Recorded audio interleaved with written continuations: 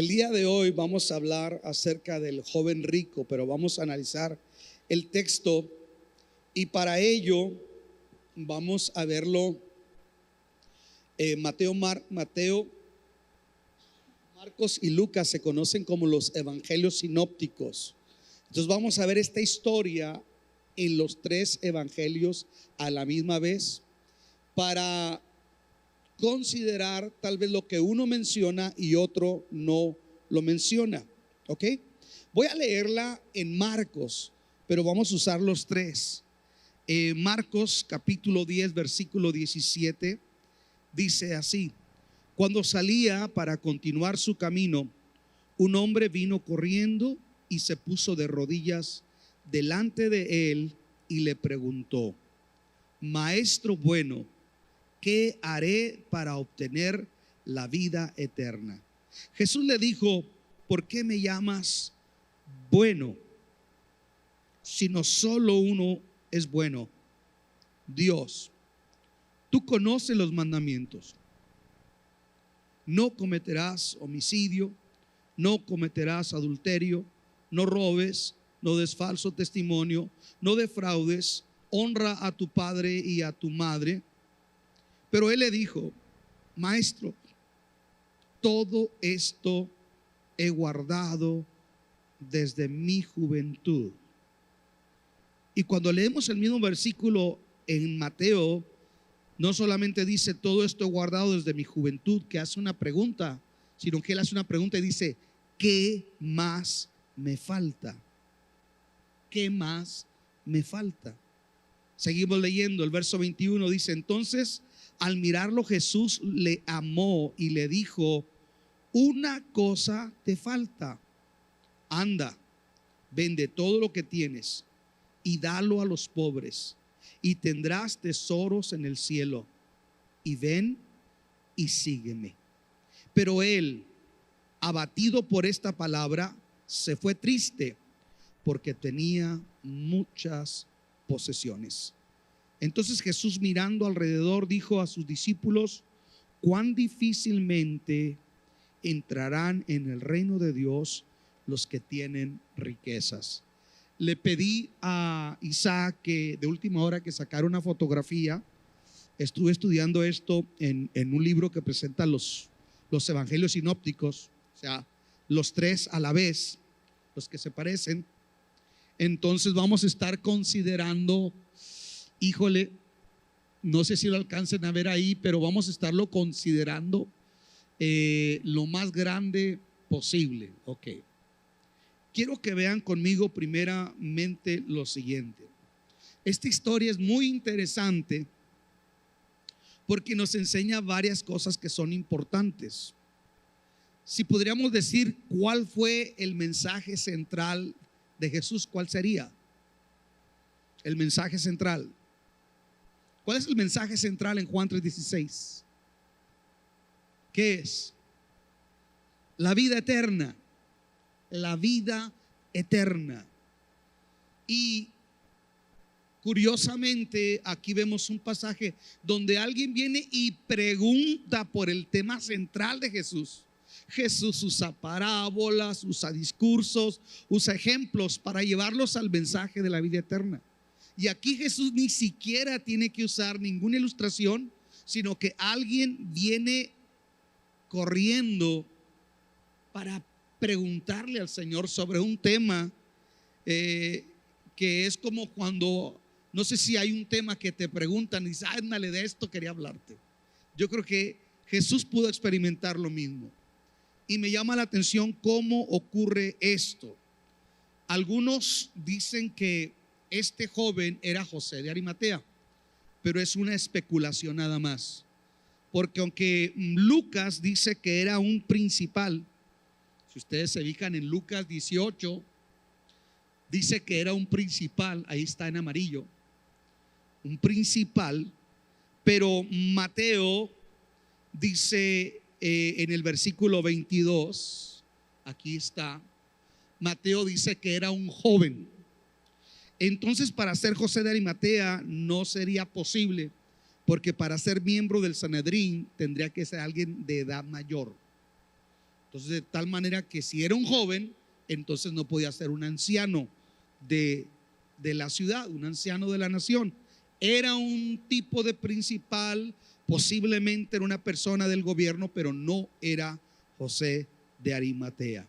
Pero lo que me llama la atención en el primer punto es que nos deja ver una reunión con esperanza. Marcos dice que vino corriendo. Aquí hay dos opciones. Una, Jesús iba yéndose ya y él llega corriendo para alcanzarlo. O número dos, tiene tanta inquietud y tanta urgencia por tratar el asunto que Marcos hace énfasis en la condición en la que llega el muchacho. Él llega apresurado, corriendo con Jesús.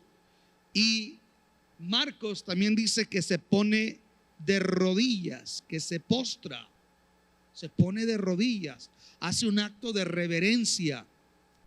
Entonces, regularmente, si hubiera sido José de Arimatea, un rabino, no haría eso. Entonces, usted nos da a entender que no era José de Arimatea, pero era un líder, era un principal, era alguien del gobierno. Pero me llama la atención que todo parece muy bien. Yo estoy viendo hasta aquí un encuentro con esperanza. Viene este hombre, se postra delante del Señor y deja ver que tiene una inquietud muy noble, porque toca el tema central de la misión de Jesús. De tal manera amó Dios al mundo, le dijo a Nicodemo, que Dios ha dado a su Hijo unigénito para que todo aquel que en él cree no se pierda, mas tenga la vida eterna.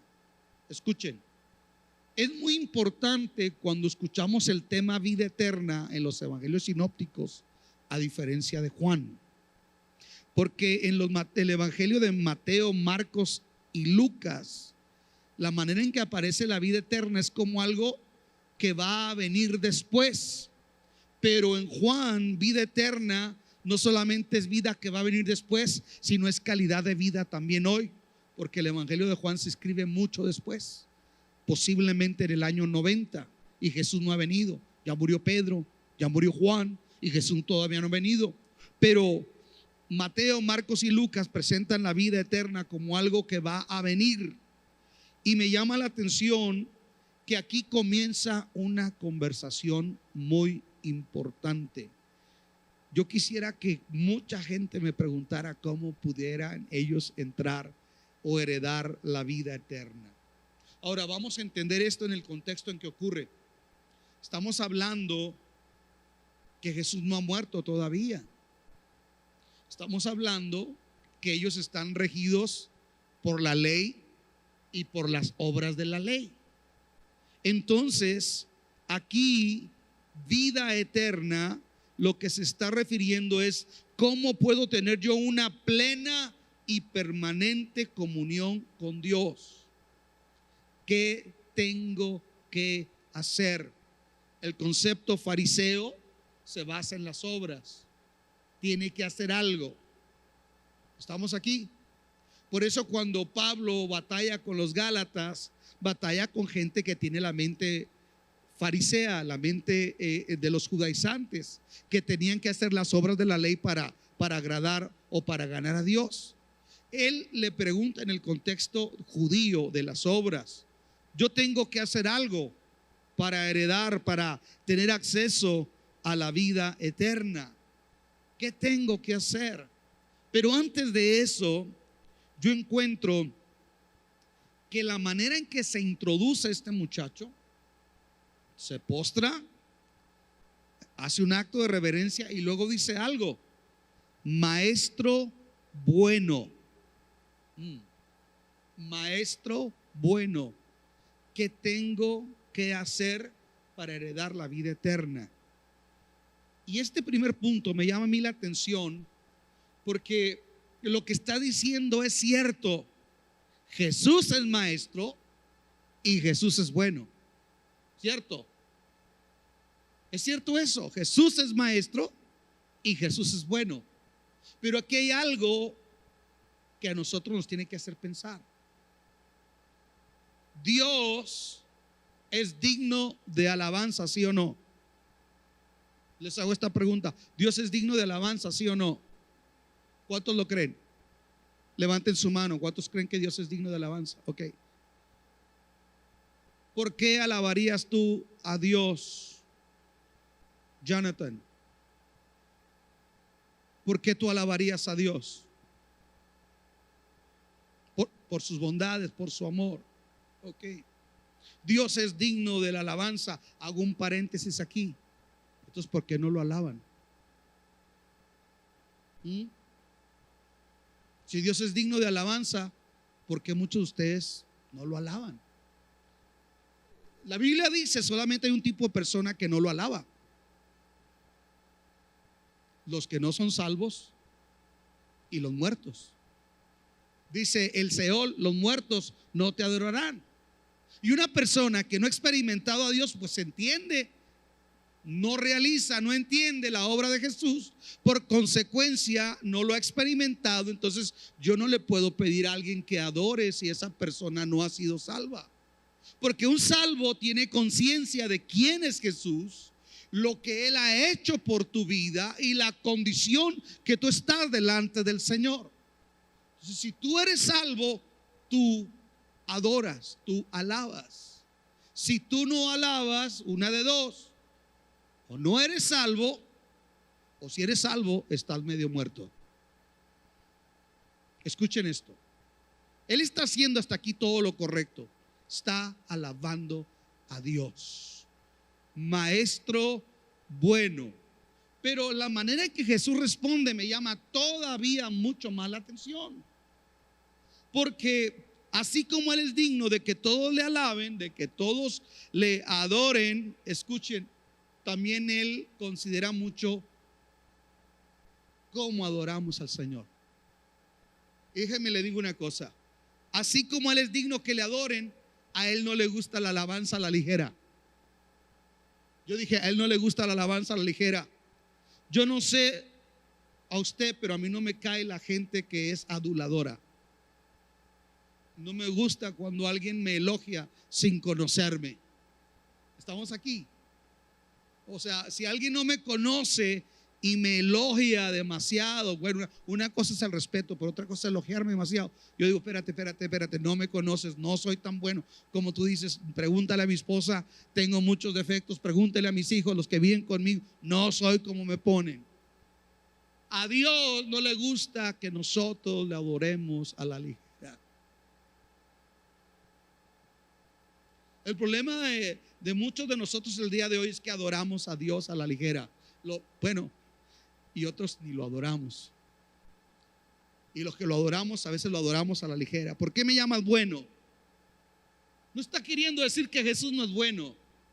No está queriendo decir que Él no es maestro. Pero escucha, ¿saben algo? El mundo sabe cantarle a Dios, incluso agradecerle, pero solamente los salvos saben adorarle. Te doy un ejemplo: cómo la gente alaba a Dios. Ay, gracias a Dios que me fue bien. Sí, pero adorar es detenerte y contemplar y considerar lo que Jesús hizo por ti. ¿Estamos aquí? Ahora, si Dios no ha hecho nada por ti, yo entiendo que tú estés serio. Pero si Dios ha hecho algo por ti, dice la Biblia: bienaventurado el pueblo que sabe aclamarle, andará siempre a la luz de su rostro. El Salmo dice: bueno es alabarte, oh Jehová, y cantar salmos a tu nombre. Discúlpenme, I'm sorry, but excuse me. Yo no entiendo cómo muchos de ustedes dicen que aman a Dios y tienen más pasión por un partido, por un equipo, y Dios, que dices que es algo en tu vida, simplemente no tienes fruto de labios que glorifica su nombre. Eso le dice: ¿sabes qué? Lo que dices es cierto, pero no me gusta que me alabes a la ligera. Cuando vamos a adorar a Dios, tenemos que preparar el corazón. Déjenle digo una cosa: porque muchos de ustedes no pueden adorar, y se lo digo con ustedes y a la iglesia. ¿Sabe por qué mucha gente no puede adorar? Porque no tiene preparado su corazón, no está conectada con Dios. No hay tiempo con búsqueda de Dios, ni en su palabra, ni en oración. Y por eso no puedes adorar. No hay vida de Dios. Este muchacho está preguntando: ¿cómo puedo yo tener la vida de Dios? La vida de Dios se divide en dos formas. En griego aparece zoe y onon. Vida eterna. La vida eterna se divide en la vida que ha de venir. Jesús dijo: el que cree en mí, aunque esté muerto, vivirá. Esa es la primera fase de la vida eterna, la vida que Dios nos ha prometido con él. Pero la segunda fase de la vida eterna es una calidad de vida aquí. Es el reino de Dios aquí entre nosotros. Escuchen esto. Y cuando este joven hace esta pregunta, me llama a mí que Jesús le dice: mira, si quieres tener acceso a esta vida, tú eres judío, tú conoces los mandamientos, guárdalos. En Mateo capítulo 19, versículo 17, si traen su Biblia, después de que Jesús le dice: ¿por qué me llaman bueno?, le dice: pero si quieres entrar en la vida, guarda los mandamientos. Tú ya conoces, tú eres judío, tú ya conoces, tú ya sabes. Y este muchacho todavía actúa de una manera que a mí me llama mucho la atención. Por eso yo digo: ¿cuál José de Arimatea? Este está muy inexperto para ser un rabino. Quiero que vean conmigo en Mateo 19, el versículo 18. Dice que este joven todavía le dice: ¿cuáles mandamientos? Jesús le dice: tú conoces los mandamientos, guárdalos. Está en el contexto antes de que Jesús muera. Guárdalos. Entonces este joven todavía le dice: ah, sí, ¿cuáles? ¿Cuáles mandamientos? Se cree que con la primera respuesta que Jesús le dio, guarda los mandamientos, ya no tendría ni que preguntar cuáles, era guardarlos todos. Él sabía que tenía que guardarlos todos. Pero miren, esto pasa con Dios: entre más hablamos, más nos enredamos. Y Él dice: ¿cuáles? Ah, ¿cuáles? ¿Quieres saber cuáles? Y a mí me llama la atención como le dice, ya sea en Mateo 19, 18 o en Marcos 10, 19 o en Lucas 18, 20. En los tres pasajes dice lo siguiente: no cometas homicidio, no cometas adulterio, no robes, no des falso testimonio, no defraudes. Y luego aparece: honra a tu padre y a tu madre. Y cuando Mateo habla de lo mismo, agrega otro mandamiento y dice: y amarás a tu prójimo como a ti mismo. Si ustedes se fijan, es más, les voy a hacer una pregunta. Esos mandamientos que Jesús le está diciendo, ¿en cuál de las dos tablas de la ley se encuentran? ¿En la primera o en la segunda? Acuérdense que Moisés bajó con las tablas de la ley. En un lado estaban unos mandamientos y en otro lado estaban los otros. Bueno, los primeros mandamientos son los que tienen que ver en la relación con Dios. Yo soy Jehová tu Dios, fuerte y celoso, que te sacó de Egipto, país de esclavitud. No tendrás dioses ajenos delante de mí. No te harás imagen ni semejanza, etcétera, etcétera. Honrarás el séptimo día, etcétera, etcétera. Los primeros mandamientos de la tabla tienen que ver en la relación con Dios. Pero fíjense cómo Jesús es práctico. Jesús le está diciendo: a ver, vamos a ver cómo estás en tu relación con los demás. La clave de este pasaje está en los mandamientos que Jesús, lo correcto es que Jesús le dijera: ah, sí, mira, vamos a hablar de los mandamientos primero. No, pero Jesús se brinca a los primeros mandamientos y va a los de la tabla de la ley, a los de la segunda tabla, los que tienen que ver en las relaciones con el prójimo. Por ejemplo, no matar al prójimo, no cometer adulterio, no robar, no dar falso testimonio. Todo eso tiene que ver con el prójimo. Y ahí les va. Si se fijan que hay un mandamiento ahí que no aparece en el orden, véanlo. Creo que Pablo dice que el cuarto mandamiento con promesa es: honrarás a tu padre y a tu madre. Pero vean cómo aparece ahí. Ahí aparece en Marcos, aparece al último. Saben que Jesús es bien intencional. ¿Saben por qué aparece ese mandamiento al último? En lugar de aparecer citándolo primero, es porque le está dando una importancia. Y Mateo todavía lo conecta con otro mandamiento para resaltar o remarcarle a este hombre algo con lo que Dios quiere tratar con él. Le está diciendo: honra a tu padre y a tu madre. Y luego Mateo dice: y amarás a tu prójimo como a ti mismo. Ahorita les voy a decir por qué Jesús no le cita el mandamiento en orden, sino se lo deja al último. Ahorita se los voy a explicar. Pero me llama mucho la atención que aquel joven parece que tiene una actitud como un tanto jactanciosa, porque cuando Jesús le dice esto, él le contesta: todo esto lo he guardado desde toda mi vida, desde niño, toda mi vida he guardado estos mandamientos. Y me llama mucho la atención que yo veo en este joven una actitud de jactancia o de arrogancia. Se parece mucho a la juventud de hoy. Por un lado estoy en la iglesia, pero por otro lado, ¿y qué? Por un lado quiero de Dios, pero por otro, como que hay algo en mí que todavía se jacta. Desde el momento que Jesús le dice, le pregunta, le dice: ¿cuáles? Jesús le dice: mira, estos. Y por cierto, estos es donde estás fallando. Y todavía tiene la jactancia de decir: todo esto lo he guardado desde que era niño. Déjenme les digo algo que me llama a mí mucho la atención. Y es que él pregunte: ¿qué más me falta? Denota no solamente una jactancia, denota un orgullo, denota a alguien como que está diciendo: yo tengo todo en control.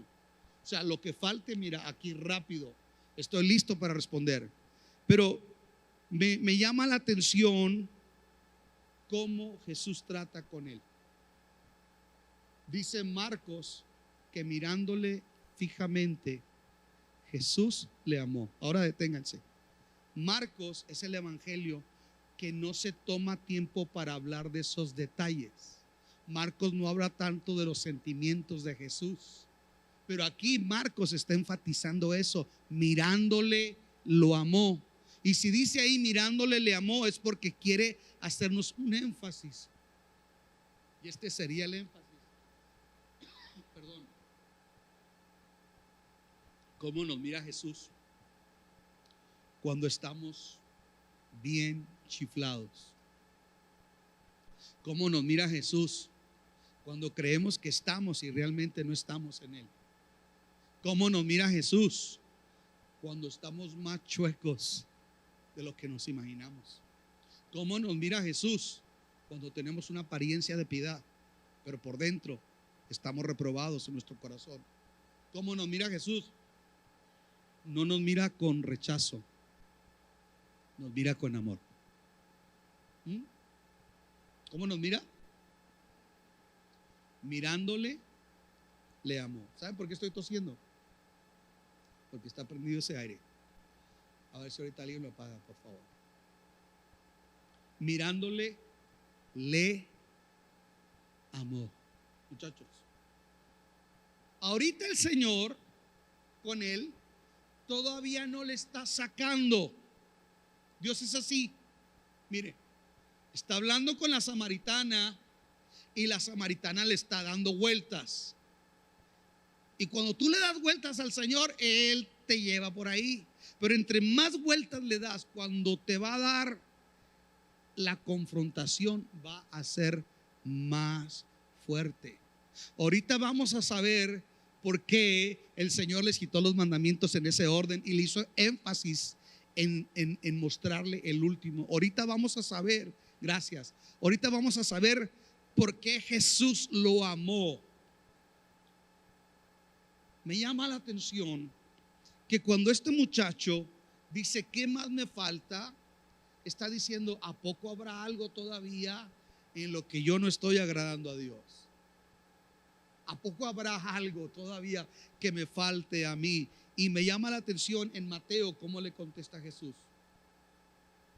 Usa una palabra en griego, teleios. Si quieres ser perfecto. La palabra teleios quiere decir completo, cabal, maduro. Te falta algo, no hay madurez en ti. Hablas de que eres, pero todavía no eres un hombre cabal. Hablas de que eres íntegro, pero ¿sabes qué? Todavía no estás completo, te falta algo. Eso quiere decir perfecto. Porque acuérdense, él se está jactando y Jesús le dice, no, te falta algo. Y lo que te falta va a revelar el por qué yo te cité los mandamientos de esa manera.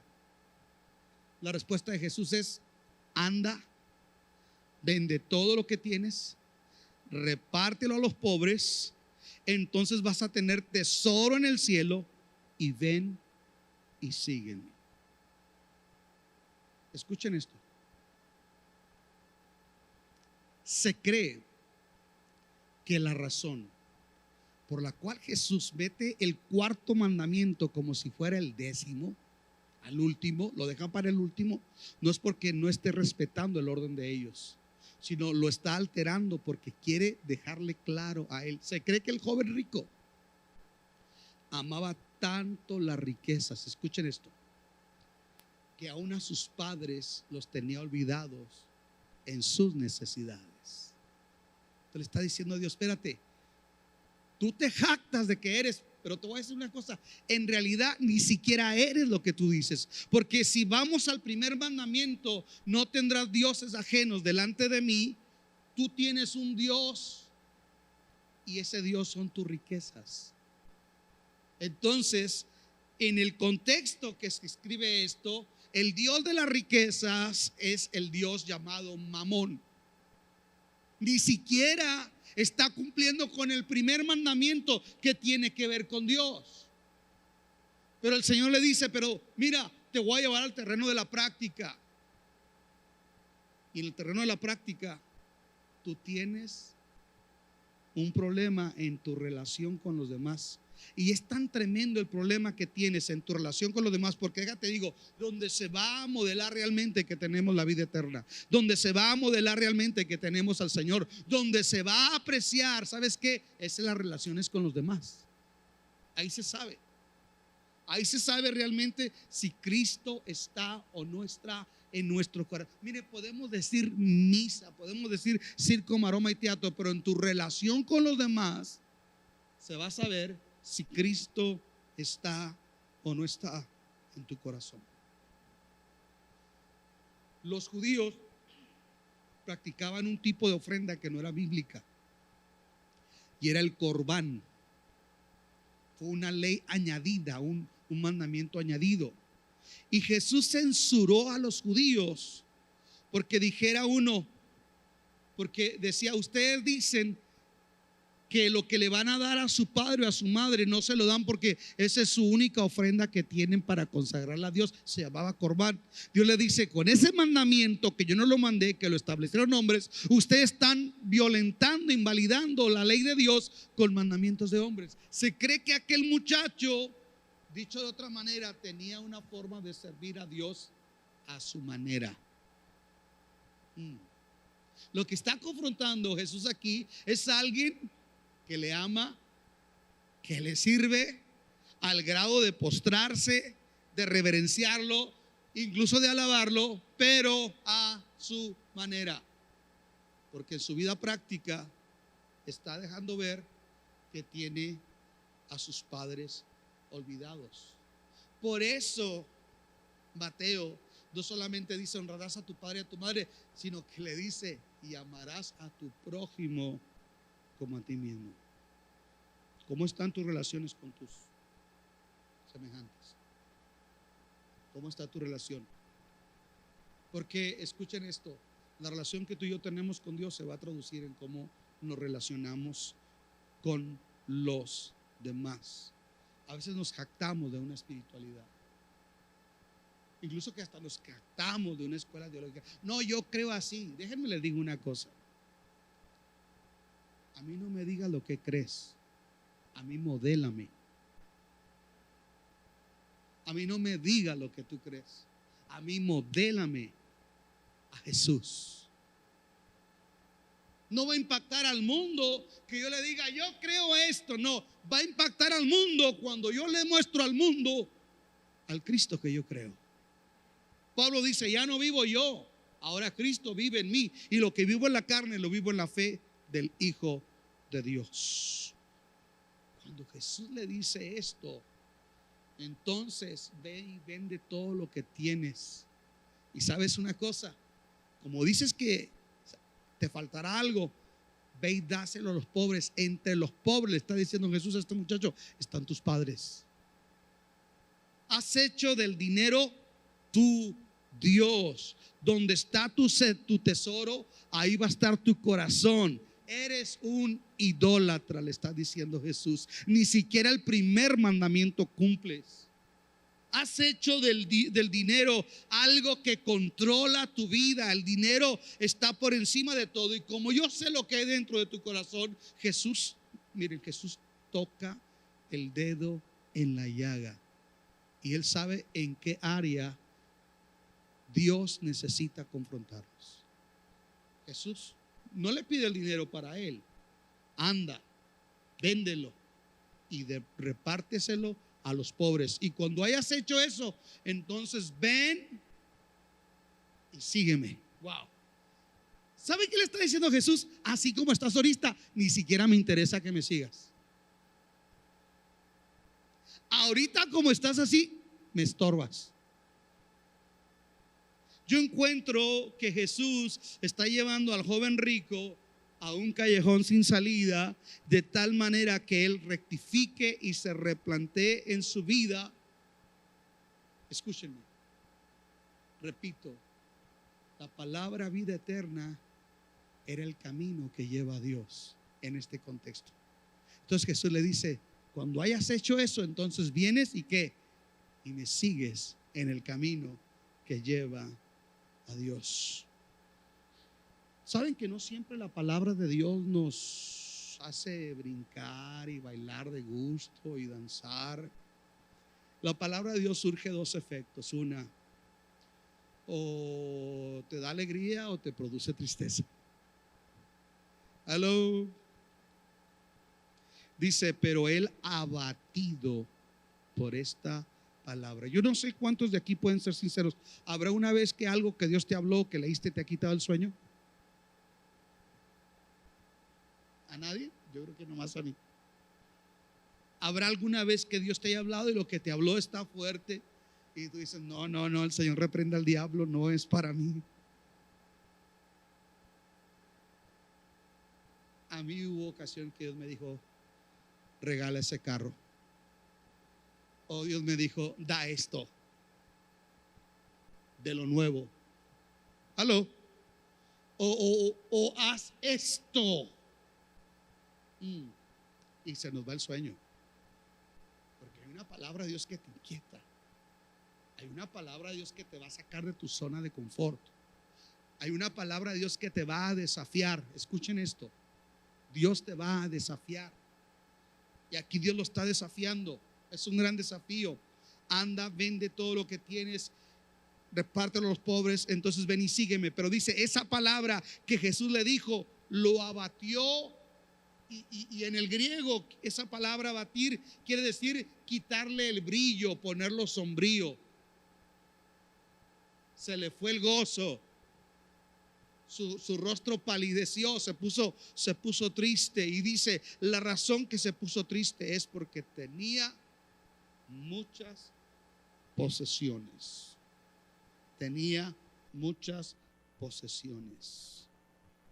Entonces Jesús, mirando alrededor, dijo a sus discípulos: cuán difícilmente entrarán en el reino de Dios los que tienen riquezas. Nosotros podemos decir: pastor, yo vivo al diario, yo no tengo abundancia de riquezas, eso no es para mí. Pero aquí es un tipo de idolatría basado en el materialismo. El problema de la sociedad americana es el materialismo. El materialismo nos compite contra nuestra fe.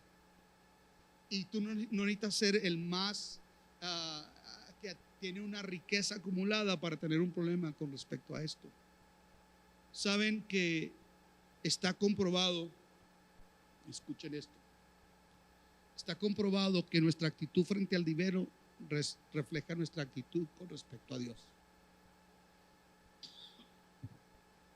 La manera en que nosotros nos relacionamos y manejamos nuestro dinero dice mucho de lo que Dios ha hecho en nuestro corazón. Yo siempre les digo a las muchachas cuando andan de novia: asegúrate que tu novio diezme. Aló. Porque si no te va a faltar. Qué silencio se pusieron. Asegúrate que ame a Dios más que a ti. Asegúrate que honre a Dios. Asegúrate, porque hay cosas que ustedes no quieren ver, pero son cosas que más adelante, mira, un novio que no honra a Dios no te va a honrar a ti. Un novio que no le es fiel a Dios no te va a ser fiel a ti. Un novio que no tiene correctas sus prioridades, va a llegar el momento que cuando te cases va a haber muchos problemas, cuestión de dinero. Pero vamos a verlo más allá. Tal vez tu riqueza, tu posesión, tu heredad no es una cuestión material. Tal vez es un orgullo, un sentimiento, o tal vez un pecado. Un pecado, escuchen esto, que no puedes dejar. Que aunque la gracia te está confrontando y está tocando a la puerta de tu corazón, apelando a tu libre albedrío y a tu voluntad, tú en tu lógica decides: esto no lo voy a rendir al Señor. Hay áreas donde nosotros no queremos que Dios se meta con nosotros. Escuchen esto. Hay áreas donde nosotros nos resistimos a Dios. Hay áreas donde nosotros no queremos que Dios trate. Y lo que tú le cierras la puerta a Dios, Dios no va a violar la voluntad de nadie. Él dice: yo estoy a la puerta y llamo. Si tú oyes y si tú abres la puerta, yo entro, cenaré contigo, tú cenarás conmigo. Pero si tú abres la puerta se atranca por dentro. Y déjeme le digo una cosa: Dios respeta el libre albedrío de sus criaturas. ¿Qué habrá sentido Jesús cuando aquel muchacho le dio la espalda y se fue? ¿Qué habrá sentido Jesús? Yo creo que alguien podría haberle dicho: Jesús, no seas tan radical, no seas tan intolerante, hombre, llévatela calmadito, ahí poquito a poco va a atender. Escucha, lo que tú y yo rehusamos rendirlo al Señor, cuando el Señor nos confronta, la única manera en la que podemos dejar es cuando nos lleve una factura esa conducta que nosotros estamos teniendo. Yo no sé qué área de tu vida se ha vuelto un tesoro que tú dices: esto nadie lo toca. Repito, puede ser orgullo, puede ser un sentimiento o un resentimiento, puede ser un pecado no confesado. Hay tantas cosas. Déjenme les digo una cosa. Me llama tanto la atención lo que les voy a decir. Muchos de ustedes hoy pueden estar aquí creyendo que son salvos. Y alguien te dijo que eras salvo, pero en realidad no lo eres. Lo voy a repetir. Muchos de ustedes pueden estar aquí sentados en esta hora creyendo que eres salvo, pero sin embargo Jesús está diciendo: hey, anda, renuncia a eso lo que tienes, suéltalo en tu vida y entonces ven y sígueme. Y tú te vas a dar cuenta que ese tipo de conducta está reflejando mucho más, porque una cosa es la deficiencia de carácter. O sea, la deficiencia de carácter es somos salvos, pero hay algo en lo que estamos batallando. No me estoy refiriendo a eso. Estoy hablando de algo que tú dices: no, esto es más grande que Dios en mi vida. Esto me gobierna, esto me controla. ¿Sabes qué? Jesús hoy está llamando a tu corazón. Yo dije: Jesús está llamando a tu corazón y te está diciendo: renuncia a eso. Yo sé que a veces ustedes han escuchado una hipergracia, ¿no? Una hipergracia. En esa hipergracia a veces hemos hecho una desgracia. Porque déjame te digo una cosa. Si yo digo, voy y veo, bueno, lo voy a poner más claro. Si tú estás en la prisión, tú sabes lo que es trabajar con gente en las prisiones. Y tú, ¿cómo se llama tu libertad? ¿Cómo se llama lo que se paga? La fianza vale $3,000. Yo saco mi tarjeta y digo: yo pago la fianza de esta persona. Escuchen esto: yo pago la fianza de esta persona. Aquí está, se descarga de mi tarjeta, aquí está su recibo, esta persona puede salir. Escuchen, yo ya compré eso, yo pagué el precio por eso, el mérito es mío, pero no se hace efectivo hasta que te digo: toma, aquí está. Todo lo que tienes que hacer tú es extender la mano y ¿qué? Y recibirlo. El mérito de esto es mío, yo pagué el precio, pero tú tienes una responsabilidad: es extender la mano y recibirlo. ¿Me están entendiendo? Extender la mano y recibirlo. Este muchacho le estaban dando todo y se cerró a recibirlo. Juan dice, y esta es la condenación, Juan 3:18 en adelante, y esta es la condenación, que la luz vino a este mundo. Escuchen, pero los hombres amaron, y escuchen esta palabra, más las tinieblas que a la luz. No dice que no amaron la luz, dice que amaron todavía más las tinieblas. Amaban la luz y amaban las tinieblas. Y llegó el momento en que decidieron amar ¿qué? Más las tinieblas que la luz. Esta es la condenación, que la luz vino a este mundo y amaron más las tinieblas que la luz, porque sus obras eran malas. Y el ejemplo lo vimos el día de hoy. Un muchacho reverente, preguntando por la vida eterna, pero allá en el fondo de su corazón hay obras de las tinieblas que en realidad lo hacen rechazar lo que Jesús le ofrece para él. Oremos, inclinemos nuestro rostro. Cierra tus ojos un momento.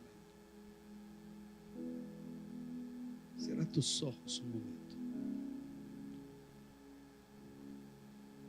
El Señor conoce nuestra vida. El Señor conoce nuestro corazón. Y Él nos ama, escucha, Él nos ama.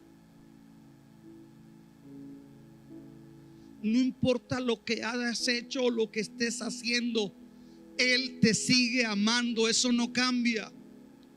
Pero el hecho de que Él te ame no quiere decir que no te puedas perder. Tú no sabes lo que Jesús sintió cuando aquel joven amó más las riquezas que a Dios. Pastor, Dios no ama a la gente que está yendo a la condenación. Dios la ama, y la ama tanto como a ti. El problema es que ya no se trata de que tanto Dios me ama, sino el problema es que tanto yo amo a Dios y que estoy dispuesto a hacer por Dios, y qué pecado el Espíritu Santo me está confrontando, y qué actitud pecaminosa en mis relaciones humanas con los demás estoy dando testimonio de estar en las tinieblas más que estar en la luz. Ahí donde estás, levanta tus manos al cielo. Levanta tus manos al cielo. Ahí donde tú estás, cierra tus ojos y levanta tus manos al cielo. Solamente dile: Señor Jesús, aquí estoy. Aquí estoy, lleno de faltas y de pecados. Aquí estoy. Aquí estoy, Señor. Tú sabes qué área de mi vida yo he puesto primero que a ti. Tú sabes en qué área de mi vida no me permite ser completo, íntegro o maduro. Tú sabes qué pecado no me deja crecer, avanzar. Tú sabes qué actitud en mi vida está afectando mi relación con los demás y mi relación contigo. Jesús, pero hoy me vuelvo a ti. ¿Serás capaz de ponerte de pie y levantar tus manos al cielo? Ponte de pie, por favor, conmigo. Ponte de pie. Creo en ti, Precioso Jesús. Jesús, Precioso Jesús. en lo que harás. Precioso Jesús. en mí. Cierra tus ojos un Creo momento y en dile: ti, Señor, aquí está mi vida. yo creo en Aquí está mi ti, corazón. Aquí estoy. Pablo dice: examínense ustedes mismos a ver si realmente están en la fe. Lo que harás en mí. ¿Qué es aquello que pesa Yo más al creo final del día en tu vida? Creo en ti. ¿Qué es aquello que al final del día te saquea, te detiene y no te deja avanzar? ¿Cómo se llama? Y en lo que harás Precioso Jesús. en mí. Precioso Jesús. Precioso Jesús. En mí. Maravilloso Jesús. En mí. Precioso Jesús. Reside toda la gloria. Precioso Jesús. Extiende tu misericordia, Señor. Es preciso el momento, Dios. Extiende tu misericordia.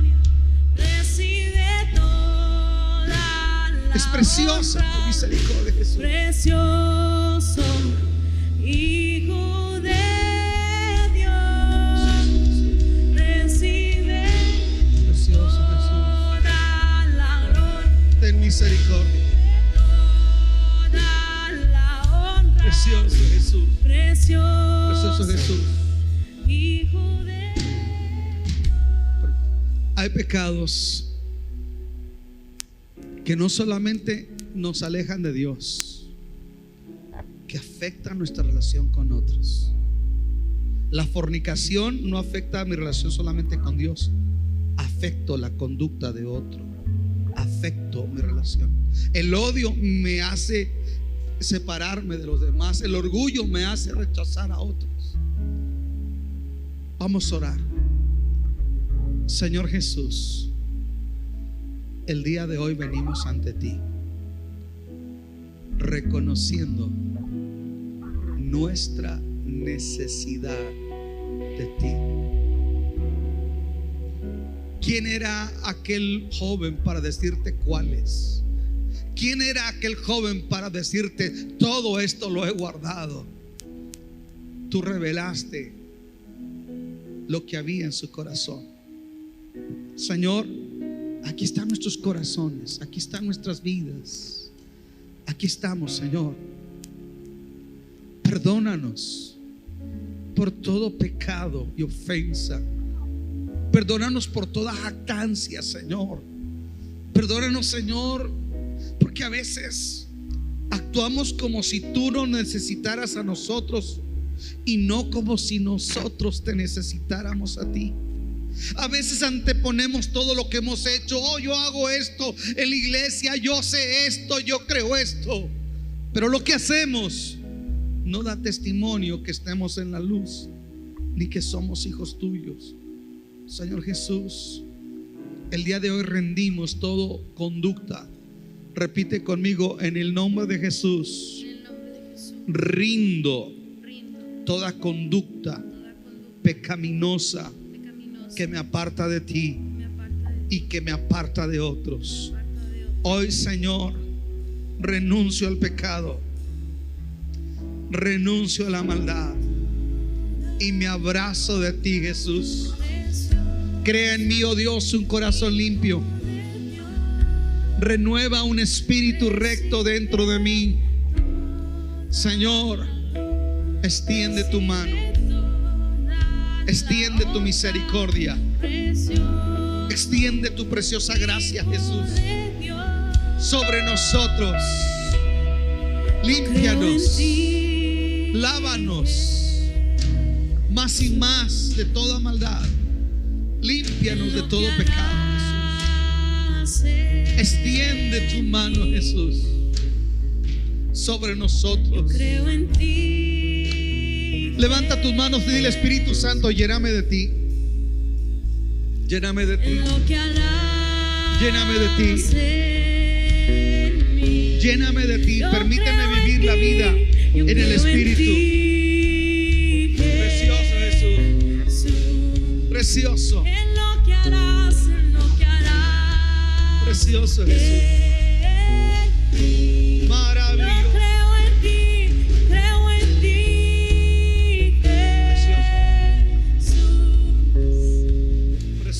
Y en lo que harás en mí, Precioso Jesús. en mí. ¿Me permites poquito, Estefania? Quiero que me den un último minuto de lo que les quiero decir. Escucha esto. Un cristianismo intelectual no te permite vivir la vida que agrada a Dios.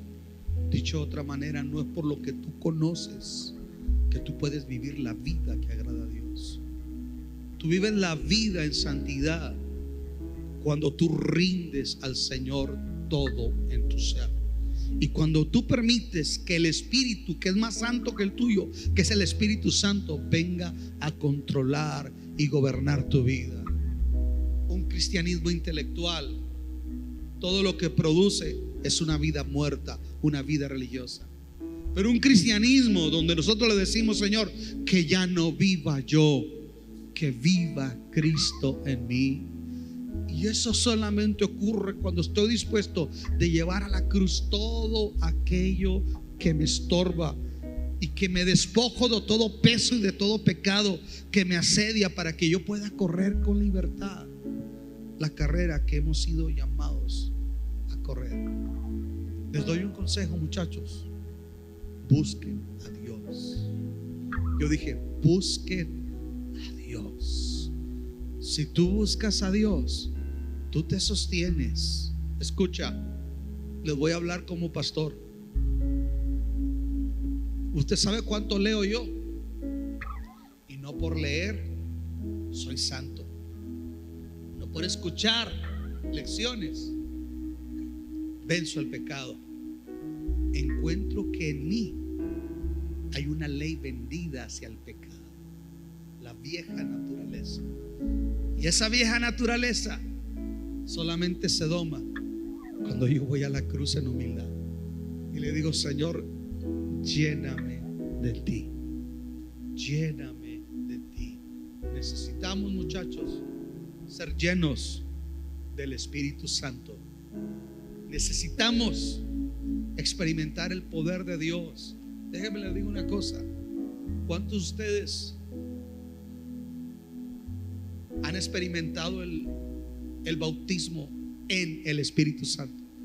Levanten su mano. ¿Cuántos saben de ustedes lo que es hablar en otras lenguas bajo el poder del Espíritu Santo? ¿Saben una cosa? Esa experiencia te cambia la vida. Te la pongo de esta manera. Yo puedo saber 1000 versículos, si tú quieres, de la Biblia, y encuentro que hay ocasiones de mi vida, a veces triste, a veces angustiado, a veces preocupado, a veces manejando. De repente estoy hablando, orando en español con Dios, hablando, pero de repente empiezo a hablar en el Espíritu. Y la Biblia dice: el que habla en lenguas no le habla a los hombres. El que habla en lenguas se edifica a sí mismo. Y déjame te digo una cosa: esa línea de fuego me sostiene fuerte en Dios. Fuerte en Dios. ¿Saben una cosa, muchachos? Dios quiere llenarlos con su poder. Dios quiere bendecirlos. Dios quiere llenarlos, porque déjenme les digo una cosa: el mundo les está ofreciendo tanto, tanto, que muchos de ustedes ni siquiera el enemigo tiene que rogarles. Ya te tiene controlado. Ya sabe qué hilos tocar de tus emociones y rápidamente cedes. Ah, pero tienes un cristianismo intelectual. Ah, pero tienes un cristianismo nominal. No, señor, no, señorita. Usted necesita el poder del Espíritu Santo. Esta iglesia es pentecostal. Creemos en el poder de Dios. Y no creas que es una jactancia. No es que digo, es que creemos, es que lo necesitamos. Es que sin Él no lo hacemos, no podemos. Sin Él vamos a tener una juventud saqueada en el pecado, hundida, vendida a la maldad. Necesitamos, muchachos, el poder de Dios. Voy a hablar con Abraham. Vamos a hacer una velada de oración. Necesitamos el poder de Dios. Escuchen, necesitamos salir del contexto en el que estamos y tener un encuentro con el Espíritu Santo. Se sorprenderían lo que Dios va a hacer con nosotros el día que nos dispongamos y le digamos: Señor, lléname de ti y vacíame del ego de mí. Lléname de tu santidad y vacíame de mi pecado. Ayúdame a cargar la cruz todos los días. Porque la cruz, muchachos, no es pintársela, no es marcarte un versículo, es vivirlo. ¿Y sabes cómo se vive eso? Bajo el poder del Espíritu Santo. Dios me los bendiga. Los quiero mucho.